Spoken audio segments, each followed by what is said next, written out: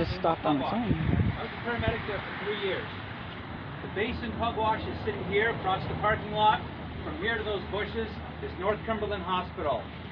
Equal distance from the base is East Cumberland Lodge. I'm very familiar with that place. For 2 years I worked.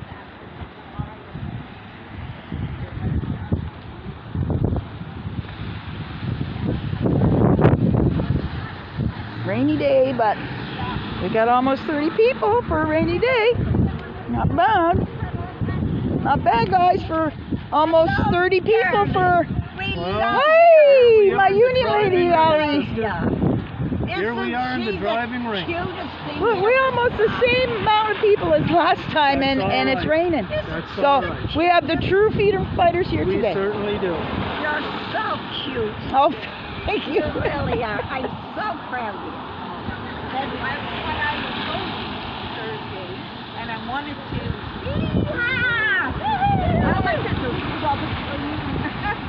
We got almost 30 people. Absolutely. Nice. Not bad for a rain. Yeah. I was a little late so I had to make my mom lunch, and I had. Oh, you're not recording this. Yes, I am. I'm just getting mostly the signs. My mom lunch.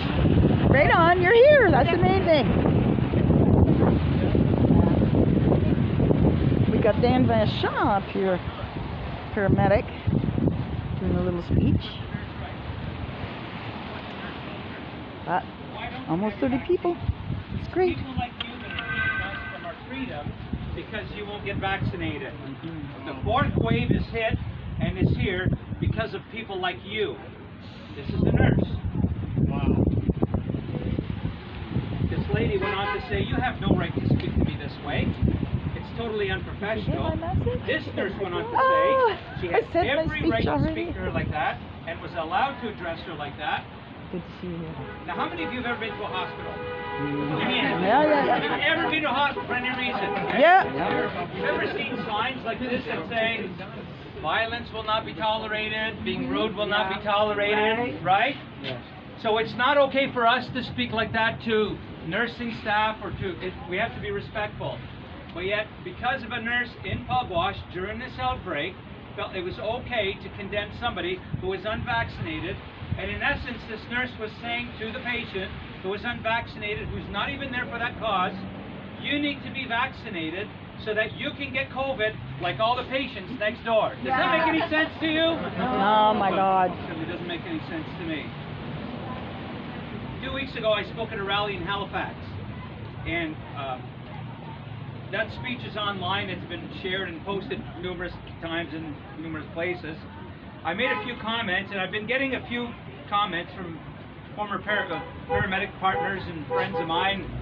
A couple people wrote cite references. And so one of them, I just said, well, I don't need to cite references. Just wait a few months and you'll see the effects. Another fellow that I don't know put a comment on there.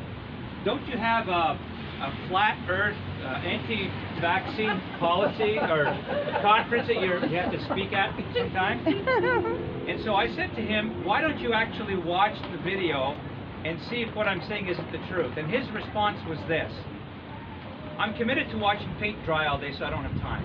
Oh my God. He's one of the guys that said, cite your references. So here's what I have to say about this.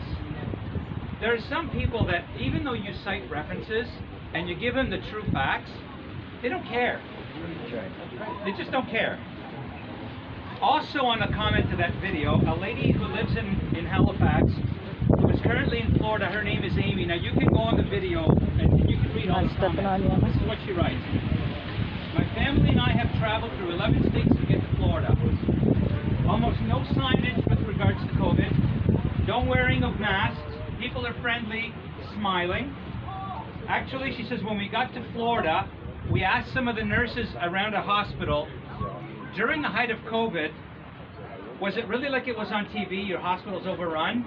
The nursing staff have responded, actually no, we've had to let go of nurses because it was so small. Yeah, and that's something. There you go. In response to her comment, Renee, who is a friend of mine, I went to seminary with her in the 80s in Ontario, responds, it's true, my family lives in Canada, they don't believe me. I work in a large university in Tennessee. We normally have conferences of over 2,000 people, no masks. We have church events. with thousands of people. We have been living our normal lives since June 2020. Canada is being fed a pile of lies. Yep. Here. So what's going on? I took a picture of a screenshot of the World Health Organization website just yesterday and posted it on my Facebook page, where it says right there on the 146th conference, World Health Organization website, World Health Organization has partnered with Google, Facebook, Twitter, Tencent, and TikTok to limit the spread of misinformation. It says right there in the World Health Organization. So when you post something and you get that little ticky box in the bottom that says, you know, vaccines are safe, partly false information, false whatever, that's why. Because those platforms are bought and sponsored and checked and fact-checked by the fact-checkers. They're fact-checking their own facts. There you go. Right? And so these people of mine that I'm saying, you know, like things that are happening in third world countries where patients have been treated with ivermectin and that, they're responding to me saying that's all a bunch of lies, because they're checking on Google and it's all, right, they're checking their own, they're all checking their own lies. Google wouldn't lie, would they? So what does that mean to me? That means that almost 29 years of experience is coming to an end. That means that on Monday, all healthcare professionals have had until this weekend to submit their exemptions based on religion, their own exemptions have had to come in. I'm here to tell you that on one platform that I'm on with unions, we can't sue our employers. If you're unionized, you can't sue your employer. You've given your rights to your union, and our unions, not one union is representing the minority. Our unions have all said we're following the mandate. Our union lawyers have all said we're not backing you. Oh my unions are for God. the people. Yes. Time to sue the union. They're all getting let go as of Monday. However, on this same website as of yesterday, the Nova Scotia government is looking to fill in this province 97 positions for family doctors, 75 specialists, 994 RNs, 24 nurse practitioners, and 194 LPNs. That's before they let go of whatever they're going to let go on Monday. So what can you do? You heard Darlene give you some ideas and whatever. We've got to hold the line. Let me give you three things sort of in closing, okay? Number one, hold the line. Keep educating yourself. Now some of these people that say, well, the things that you're forwarding to me, you know, they're from fringe newscasts and, you know, Rebel News and all that. And, you know, they're not even trustworthy. They're not fringe. They're privately owned. They're not censored. They're not owned by you know, the Bill and Melinda Gates Foundation.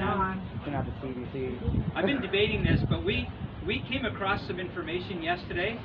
Tim Houston is a shareholder in BlackRock. Now, do any of you know anything about BlackRock? Yeah. I've got the actual court documents that show his name listed on there. Oh, you gotta send that to me. There was a whistleblower that came out, I think it's 2012, with an article written on him. Now that's been shoved aside. If that tells you anything, BlackRock is one of the proponents that's pushing this all, Pfizer, Moderna, all of these things. By the way, if you go on Moderna's website, you will see how many participants are enlisted in their trial. Not many. Anybody want to guess how many? 150. Isn't that something? Yeah, for the world. Educate yourself. Know your facts. March, hold a sign, be loud. Yeah! The second thing you can do is save your energy. Pick your battles. Some of these people that have been telling me, oh, cite your references now, I can spend hours and try to educate them and try to convince them and try to push them. You know what? They're like, show me your facts, you know? Like, speak to me some more, you know? Those people, you just need to push them aside, right? They're the kind of people that I say they're drunk on strang Kool-Aid. You know, and you know, 29 years as a paramedic, you come on scene and you have a drunk person. I'm not going to reason with that person. You know what? They're just. It's called. I call it the tipping factor. They've already tipped too far to that side. Save your energy, right? Good point. But let me give you an illustration. So, okay, so I was a preacher for 17 years. In Luke chapter 16, there's a story in the Bible. A rich man and Lazarus. Both of them lived their different lives. One of them was a beggar at the rich man's gate. They both died. Okay. By the way, people die. Yep. People are going to die from COVID. You know, that's part of life is death. Okay. So they're up there in Abraham's bosom and they could see each other. But the rich man, he's suffering. He's in torment. Lazarus is in Abraham's bosom. The rich man has two requests, just two. The first one is he says, send Lazarus over to dip his finger in water to put on my tongue because I'm in torment. Request denied. The second one is, can you send me back to earth because I got 5 brothers and I need to warn them about this place. Huh? And you know what the response is that's given? They will not be convinced even if someone rises from the dead. Honest to Some God. of these people today, you can hit them with the truth smack dab across the face, and you know what? I'm lining up for the booster. I don't care what you say. You know what? Let them get boosted up. Mhm. They won't believe you. It's just the way it's going to be. And they will tell you, oh, those people that get strokes after the vaccine and those that get myocarditis and pericarditis, it's not from the vaccine. You know, somebody can get hit by a motorcycle right here and they could die, and if they get tested for COVID and they have COVID too, well, that's COVID death. Yep.